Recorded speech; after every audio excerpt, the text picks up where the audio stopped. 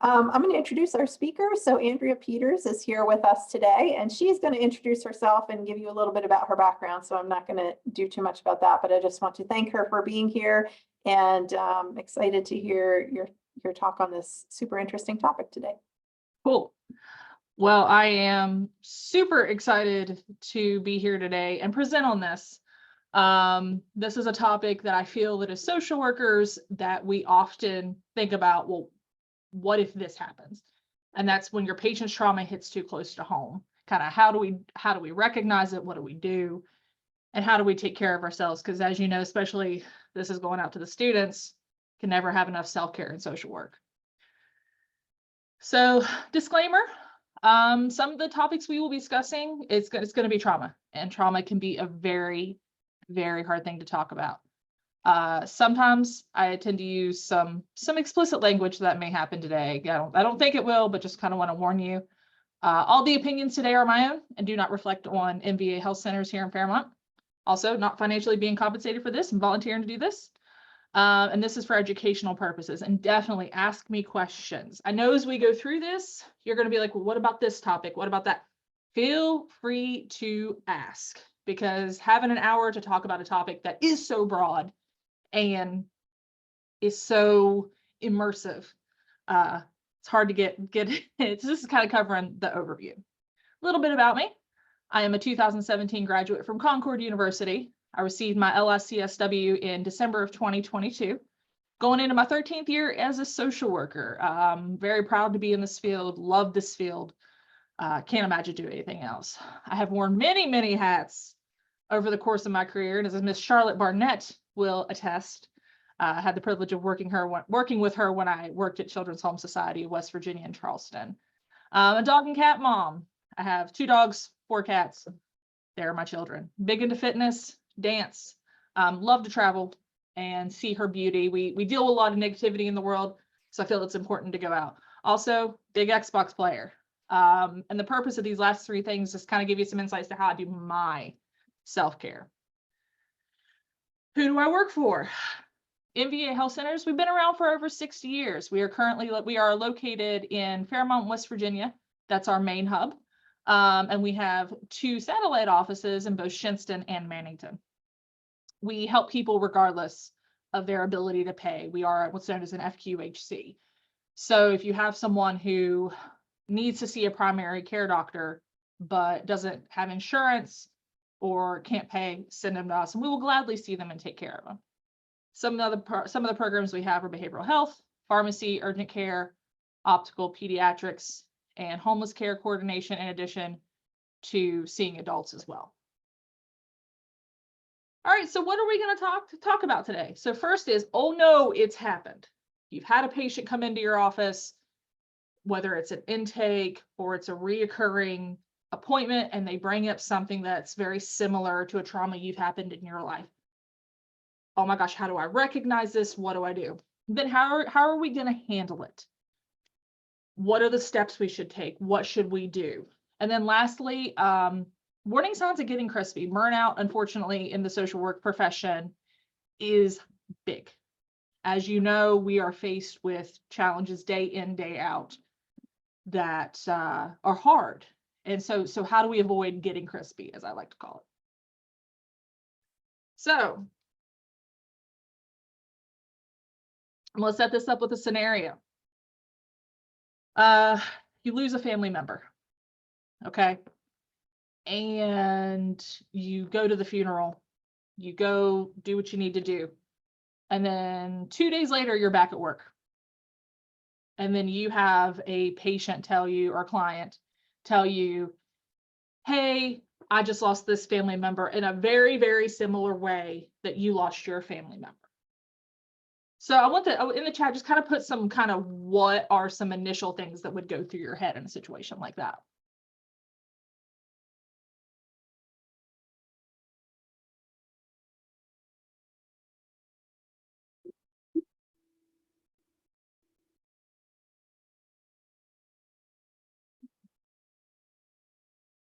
Yeah, definitely grief cycle, how to help them. This is something that I've actually experienced directly. Over a year ago, I had a family member who passed away suddenly. Yeah, stop listening. We're kind of going to want to check out. Absolutely, Sadie, highly emotional. Yeah, sad in general. And this actually happened to me, where, like I said, a client came in and said, "Hey, I had a family member pass away," and it was literally the day after I got back from my family member's funeral. So it was hard. Exactly, Yvonne. It is about the patient and not yourself. But it's important to recognize our feelings. And this is something we'll get into here shortly. The biggest thing is first and foremost, keeping it on the client. We take our emotions in that moment and kind of go, okay, this is about them, not me. We have to focus on you right now. So recognize your feelings, but kind of put them on the shelf for you to deal with later. This can happen through a variety of situations, whether it's divorce, death, car accidents, a whole slew of situations that can happen if you know that someone, if you say a situation where there's the law involved and you are talking to a family member and they bring up, there's a whole slew of things where their trauma will hit too close to home for us. We live in West Virginia. So this is something that's going to happen. First and foremost, you go through the session, then you're kind of going, oh my gosh, what was that? Totally normal response to happen to this. You're going to feel some shock, maybe some guilt, because this is something new for you. And I will say this, the more you deal with situations like this, the better you get at handling it. You're going to have an intense response. You may not have any response at all. So kind of acknowledging your feelings and going, okay, what just happened? And you may, like I said, you may feel a lot of guilt. Countertransference. Who here is familiar with this term? And can kind of give me an idea as to what it is.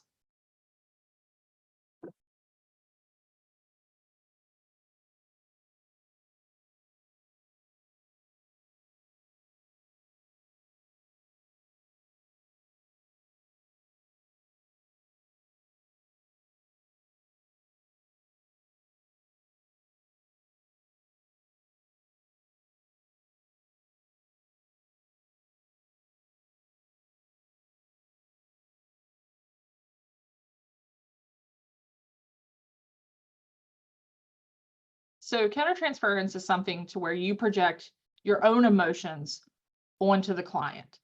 So when they come in and they say, you come back from that funeral and they say, hey, I just lost this family member, it's going to be really hard for you not to go, oh my gosh, I just went through the same thing. Now, depending on the client, because another topic that comes up in social work is sharing personal information. And the rule of thumb is avoid sharing it at all costs. But a situation like this, where obviously you're not going to go into information, you're not going to go into details, but say, I've been through something similar.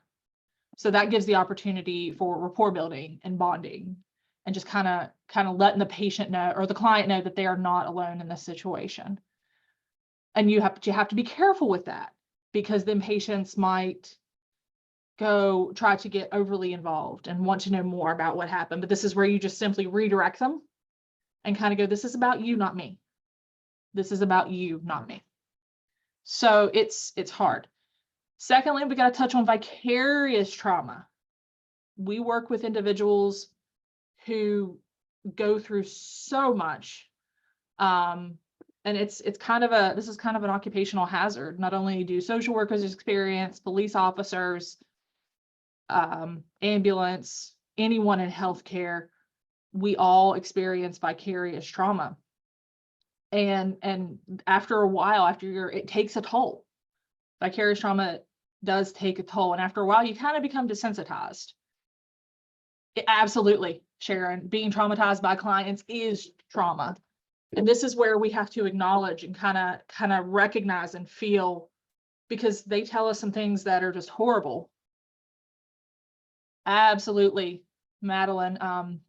Patients with codependency may set aside their own feelings because they're worrying about you. Yeah, so self-disclosure, you got to be really, really careful with that, because I tell all of my interns, you can't, this is about them, not you. And knowing your client is a big thing with self-disclosure, knowing what to say, how to say it, and saying the bare minimum, because this is them, not you. But back to vicarious trauma, it'll cause some desensitization, which will lead to burnout, which is a topic we'll be touching on towards the end.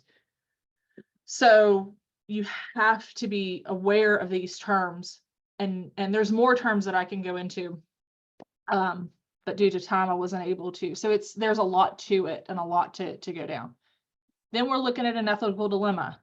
If you end up going for your LICSW, this is something that will come up. And it's, as social workers, it's something to be aware of, is the types of ethical dilemmas. What is an ethical dilemma? And what that is where two or more of the social worker values are in conflict. So really looking at, okay, is there a potential for a dilemma here? Are there any repercussions that could happen? Because we have to think about that. So can anyone, when you're dealing with a situation like this, where their trauma hits too close to home, whether it's vicarious or countertransference, what are some potential ethical dilemmas that you might face?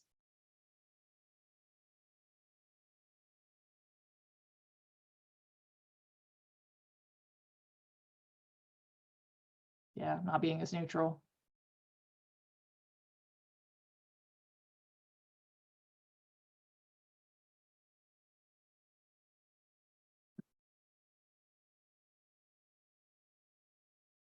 Yeah, Diana, transference is a big one.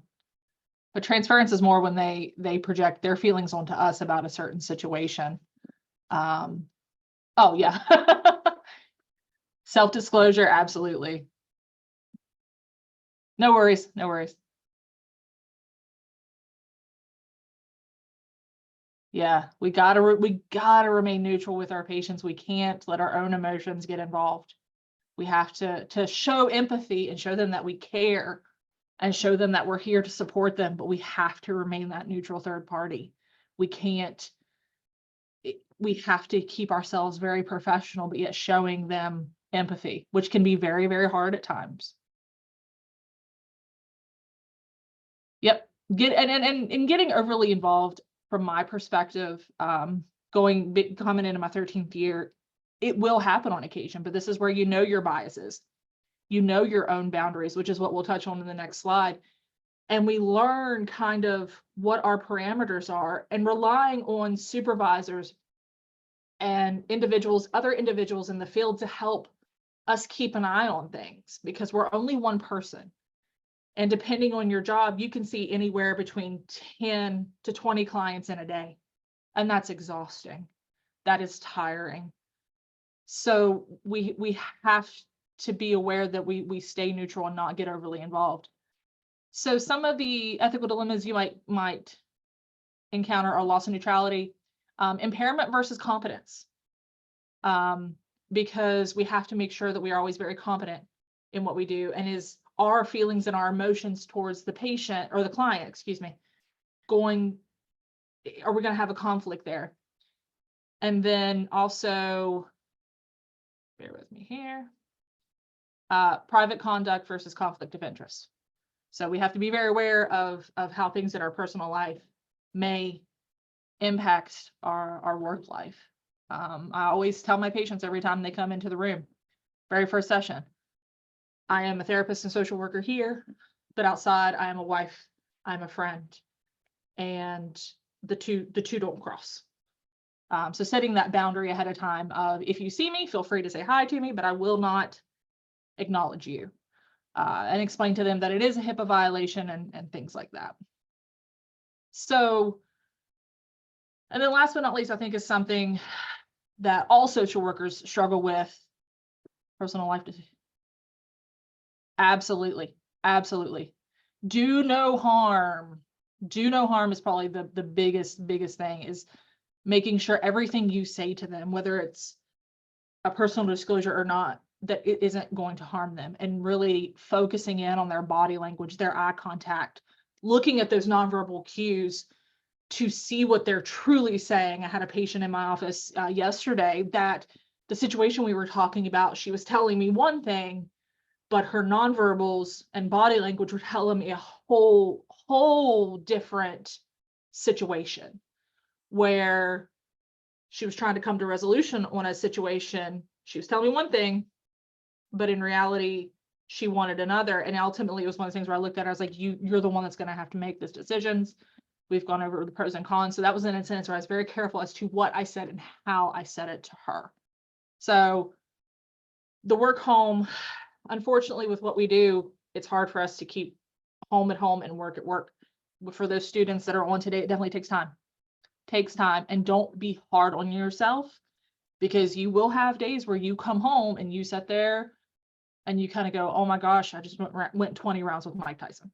I can't how many times over the years I've done that. But this is where self-care is really important, and then taking that time at home to feel your feelings and acknowledge how you need to feel. That's a really good, safe place to do it. So, and also with work versus home, you may question why you even went into the profession. And when we deal with dilemmas like this, where it hits too close to home, we're going to question, why did I do this again? That's when you really got to take time to reflect and think about why, when, where. All right, getting crispy. So we have to talk about burnout.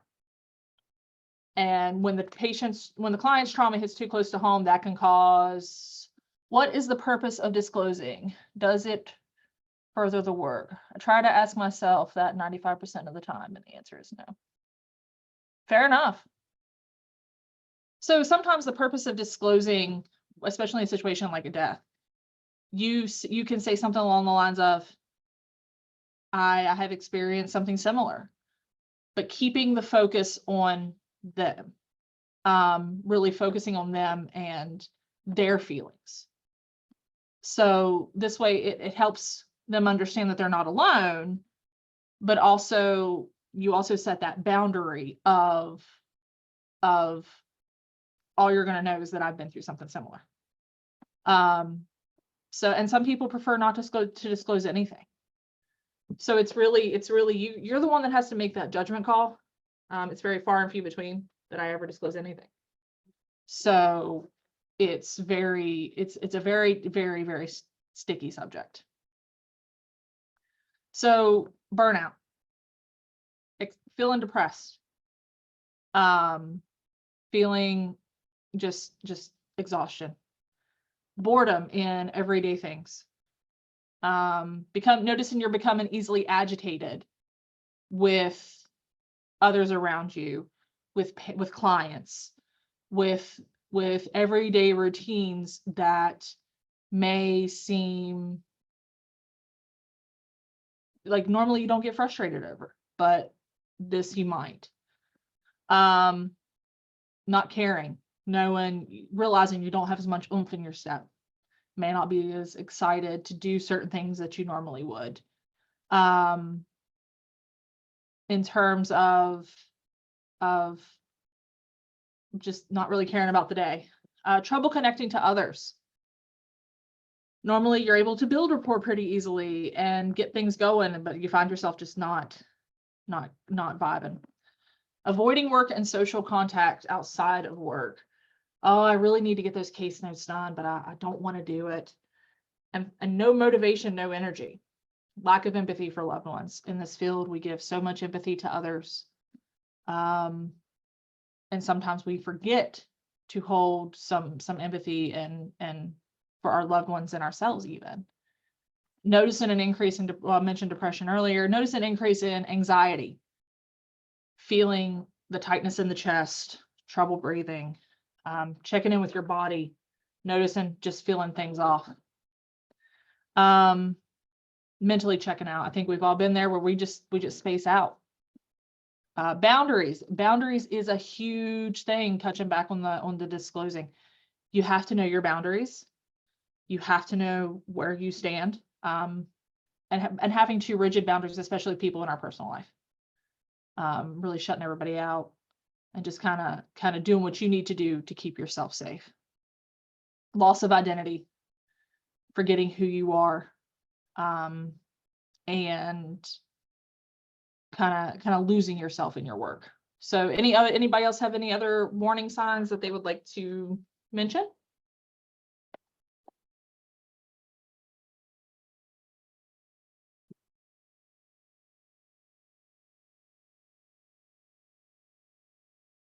Yeah, resentful, loss of sleep, yeah. Or sleeping too much even, for that matter. Oh yeah, apathy. Tired, exhaustion.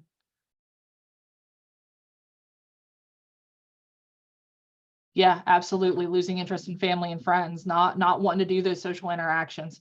Autopilot, that's a big one.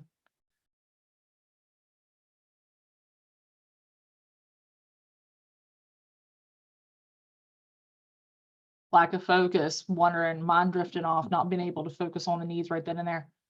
Yep.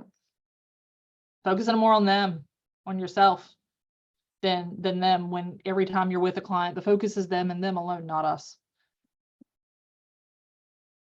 Kara, I'm really glad you brought up the alcohol, finding things to escape, whether it be alcohol, risky behaviors,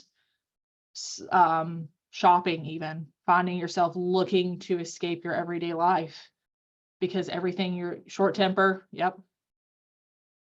Snapping at people, real quick to kind of, and you don't, and it's not normally like you when you snap at people. So being aware of all these things is very, very important when it comes to when the patient's trauma hits too close to home. Not enough energy. Yeah. Binge eating, shopping, because you're not going to want to care. You're going to lose caring. If you don't learn how to recognize and feel what you need to feel and process these things, it's going to really, really hurt you in the long run. It can impact your health, which leads us into the next slide. Somatic symptoms, mind-body connection. We're actually going to touch on that here in just a second. I'm real big on holistic methods in terms of mind-body connection, checking in with the body, diet, exercise. So when we're feeling burnout and we're taking on too much at once sometimes, yeah, all of those things will happen. So how do we handle it? We've recognized that it's happening. We know the warning signs. So what do we do? First of all, it's important. It's okay to be human. We're all human. Exactly, Kara. Give yourself grace. Don't beat yourself up because their trauma hit too close to home. It's okay. It's important that you deal with you put your feelings on the shelf and focus on them in the moment. But later, give yourself grace. Let yourself know that it's okay to process those feelings, because patients tell us a lot of really, really intense things. Talk to your supervisor. I don't know how many times over the years that I've discussed things with my supervisors, and I've walked into their offices after a particularly hard time with a client, and I'll go, "Oh my gosh, you'll never believe it." You'll just kind of talking to them and processing with them, because that's what they're here to do, especially if you're on track to get your peers as well, having a great connection of peers and people who are in this field or a similar field, who can really understand what we go through. Seeking therapy, absolutely. Know when you need therapy. Sometimes people look at social workers and go, "You guys have therapists?" It's like, yeah, we do. Yeah, we do, because who takes care of us while we're taking care and helping everybody else. So really working to take that time for ourselves with our own therapy, and being able to have a therapist for us who can help us process our own feelings, because say that trauma triggers emotions and thoughts and behaviors from a trauma from you from like 10 years ago that you thought you were good with. but then it brings up something up and you're like, oh, okay, well, we're not done processing this yet. So mind-body connection. So as a lot of you know, mind-body connection is a very real thing. Somatic symptoms were mentioned earlier. Being in check with yourself. I'm really big on meditation and mindfulness and making time for that. Vacation. Oh, Arlette, you're speaking my language. So, because as you see here, I mentioned plan fun things to do for yourself. So study shows, and I didn't put it in here, but I will gladly send the information out, that if you plan a trip, plan whether it's going to the cabin for a weekend or going to Mexico for a week, having that to look forward to, having something to look forward to really helps with that. I was just talking to my supervisor about that a few days ago, how we need something to look forward to. So, because literally for the next 2 years, I can tell you where I'm going on vacation.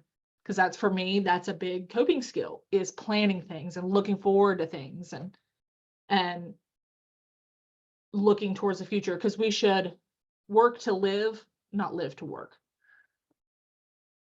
So vacations, yes. So connecting in with your body, knowing your boundaries. I can't preach this enough. Knowing limits and expressing those limits to your clients. Because if you set those boundaries ahead of time, I have found that they are much more respectful. When you're open and honest, be like, hey, this is the boundaries. This is where we're at. The boundaries are to not only keep them safe, but us safe as well. So knowing what your limits are, for example, especially when it comes to clients and their needs. For example, for me, I would really struggle working with a client who abused animals. Like I said earlier, I'm a dog mom and a cat mom. So I know that is a client I just couldn't work with. It absolutely such a trigger. And I think a lot of us are probably sympathetic to animals and things like that. And it's okay to say, hey, tell your supervisor, but like, hey, I can't take on this client and here's why.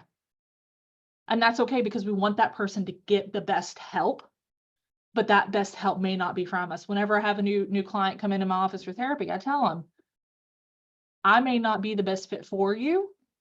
Don't be afraid to tell me that. Don't be afraid to say, hey, Andrea, I don't think this is working. That's totally, totally fine. Because like I said, we want them to get help. View this as a learning experience. Absolutely. Therapists are like shoes, Some aren't the best fit, and that's okay. I think a lot of patients are afraid to say that they don't feel us gelling, and that they're afraid to say they're afraid to question us sometimes, because, anybody who's in a position of authority, yeah, they're afraid to challenge almost. And I'm like, no, ask me why I'm recommending the things that I am. Let's work together as a team, because they are the expert in their lives. We're the professional. And this is where you become a team, because I also think that when you do that and you approach it more of a team issue, it decreases a lot of the chances for vicarious trauma and countertransference. Once you set those boundaries ahead of time and take it more of a collaborative, I think it can really decrease a lot of these things. So, but when this does happen, because it will, recognize it as a learning experience.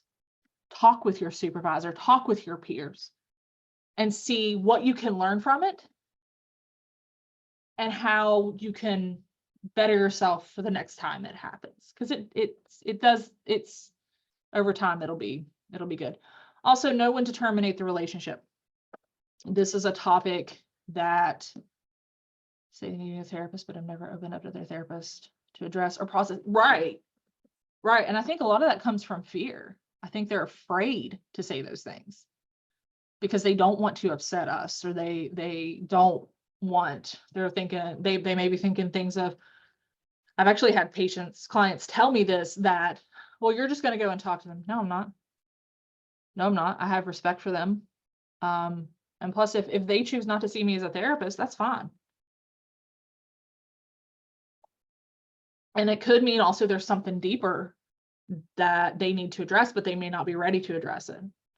For example, there's times where clients have said, hey, and I've actually had to bring it up to them going, hey, I don't think we've kind of been going around in circles for a while now.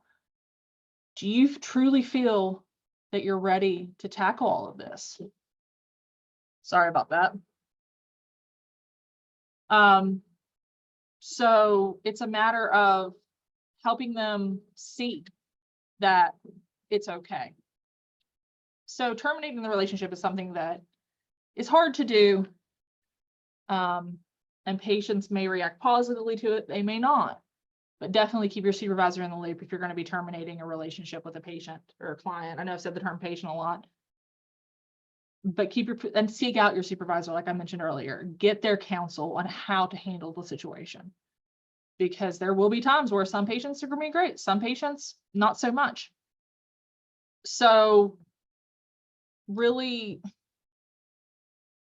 think about what you're doing, how it's going to impact them. Is it going to be more beneficial to them to terminate it, or is it really going to harm them if you terminate the situation, terminate the relationship? And if you're going to terminate the situation, what's going to be best for them?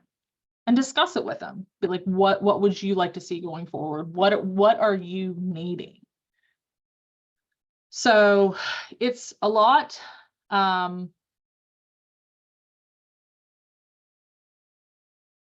But the biggest thing that I've learned over close to 13 years is show grace to yourself when things hit too close to home. Be kind to yourself, and recognize and really be able to deal with your feelings, because I think we all get caught up in the daily life of having to get the kids, having to take care of the dogs, having to do this, having to do this, do this. I've got to take care of this patient, this patient, this patient, this patient. This person needs something from me, that we forget at the end of the day to sit with our feelings and feel what we need to feel and acknowledge all of these things. And if things are getting to a point where we can't control it, seeking out professional help for ourselves, making that time, I preach this to my clients, make time for yourself, for self-care. Make time to take care of yourself, because if we're not taking care of ourselves, how are we going to take care of them? How are we going to help them realize their best self? How are we going to help them reach their fullest potential is the $1 million question if we're not taking care of ourselves. So are there any questions so far?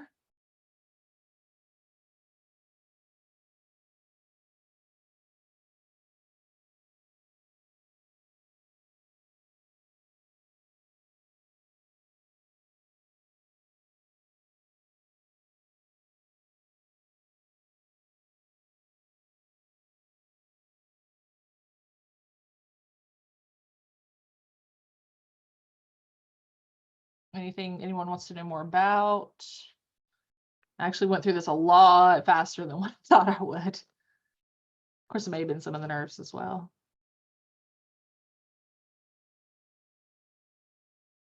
Okay.